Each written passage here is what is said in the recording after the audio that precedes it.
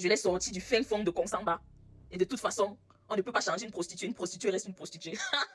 Ça, c'est ce que j'ai entendu dans le live où il y avait le mari de Maman Belena et Belena elle-même. C'est pour dire que, et quand je vois les gens s'offusquer de la réaction de cette femme, j'ai vu des femmes dire que, oh, vous voyez comment elle parle à son mari, vous avez entendu ce que cette femme, c'est qu'il a dit.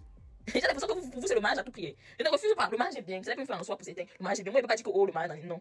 Mais, les mots que ce monsieur a sortis de sa bouche, depuis ça trotte dans ma tête depuis qu'il est en train de marcher. Il hésite avant de faire la vidéo aussi. Ça trotte dans ma tête. Je me suis dit que, imaginons un seul instant ce que cette femme-là vit verbalement dans ce mariage. Imagine, tu déplaces la casserole par-ci, on te rappelle que tu étais une ancienne chouin, une prostituée. On t'a mis dans la maison, tu fais ceci, on te rappelle que c'est toi. C'est lui qui a fait ci, qui a fait ça. Et c'est un peu, je sais pas si c'est moi seul qui vois comme ça. Mais, vraiment, le mariage c'est plus que l'occasion. Et bien, je sais une seule chose dans ma vie, c'est que je ne permettrai jamais, au grand jamais, que quelqu'un se place, peu importe les tenants, les aboutissants de l'histoire, pour dire ce genre de choses de moi. Sachant que cette femme, qu'elle est venue sur les réseaux, elle n'a pas énoncé le problème. Elle a juste dit que son mari l'a fermé sa boutique et qu'elle a un chagrin, elles se sont pas bien, nanani, nanana. Et je trouve très grave les propos de ce monsieur dans ce live. J'ai trouvé ça très, très grave. Même si c'est toi qui as sorti ta femme d'où elle est, tu l'as épousée par amour, tu l'as épousée parce que tu l'aimais, lui il a dit que c'était l'amour. Pourquoi venir dire, donc prétendre aux gens, pour que les gens comprennent qu'avant c'était une ancienne?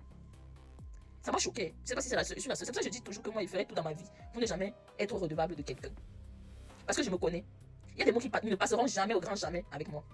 Ça veut dire que quand tu démarres au cas de tout, je te remets sur la ligne. Vous voyez comme elle a parlé dans le live là, non? C'est parce que cette femme, je suis sûre qu'elle a envie. Elle vit beaucoup de mots. Et dans une de ses vidéos, elle a parlé de la violence verbale.